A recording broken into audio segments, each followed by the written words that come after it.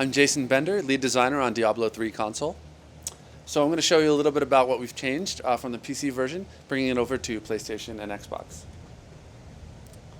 So we're on the Xbox 360 and the PlayStation 3 on September 3rd. Right now we're playing on the PlayStation.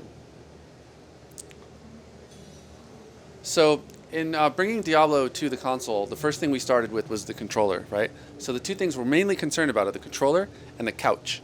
So with the controller, you can see that even with just the analog stick, I'm able to walk and run, and we even added on the right stick the ability to evade. This is a huge departure from PC. This allows you to be really tactical and roll around, get behind things. You know, you still have to use leap, but it allows you to make a lot of tactical decisions, like getting out of a huge horde of monsters like this one, and that's just one example of how we've tuned for the controller. You know, we also started with the interface, and the interface is very different. But ultimately, you can see that it has all of the depth of the PC. We have tons of details in our equipment. We have millions of kinds of loot. We have 4 different kinds of modes of gameplay, and all of the difficulty settings you have on the PC. So every bit of depth, but every piece has been hand-tuned to work on the console. We've also changed the way loot works. So considering there's usually 4 players on the couch, you could be playing alone, you could have people playing over the internet, you could have people on the couch, or any combination of local and remote. We want to make sure that you're not spending all of your time rooting through your bags. So we added the ability to quickly equip things on the screen here on the left. If I don't get killed, I'll show you.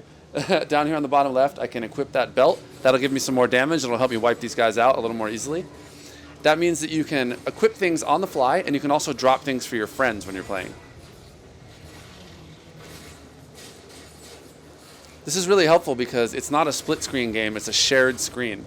There are very few games of this depth that allow you to have some people local and some people remote. So it's really great for us to have been able to streamline the game for that experience. Also, the items are more targeted to your class, so even though we drop fewer items overall, we target them so that you have a higher chance of an upgrade.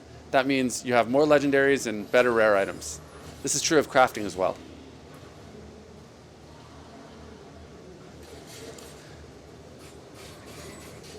So we've also added a few other things in addition to little things like rolling. Even though it's a big tactical feature, we've also done some more cinematic things. Like we've tuned our boss fights, we've added more dynamic cameras, and we've rebalanced everything to work with your new controls. We've rebalanced the majority of the monsters have new AI, and we've even changed the monster distribution in the existing levels so that you have different groups of monsters to fight. Of course, being Diablo, all of the internal dungeons, they're all still random, fully random dungeons with random elements in the exteriors as well. So you never know what loot you're going to find and what's around the next corner, and that's classic Diablo, right? And that's what people on the PC have come to expect, but we've learned from the PC project. Over the course of a year, we've heard feedback from millions of players. We've taken everything we've learned and many of the updates from the PC version and included them in the console version of the game. Playing the game, I noticed that it was not possible to rearrange the skills to my liking completely, as it is possible on PC. Is this intentional or just for the demo of the show?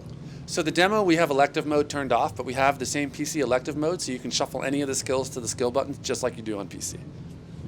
Is there more tutorial to that? On PC, you're just allowed to do that, but it's so an integral part of the game that I feel that you should explain this to people more. Is there a plan to do that? We have a lot of tutorials for some of the more hidden features, like for example, some of the special items that get you to the secret levels in the game. We've exposed some of that, although some things still have to be discovered. You know, they're a little bit more secret and they're a little more advanced. We do everything we can though to tutorialize those elements. Are there any secrets in the console version that are not, which are not in the PC game? We tried to keep it on parity with the PC, so the content is the same, but they're new to the players who haven't played it, right? So there are millions of people on console who haven't had a chance or are not aware of the crazy stuff that they can find. In fact, we've tried to give them a little bit more clue, because what happens is you can't just necessarily hop to your web browser when you're sitting on your couch. We want you to stay there, relax, enjoy the game, and discover what's in Diablo as you find it. When playing in 4-player mode, two players on couch, 2 players from the internet, do all the players see the same loot, or do they have different loot and just get what they are supposed to get? So you see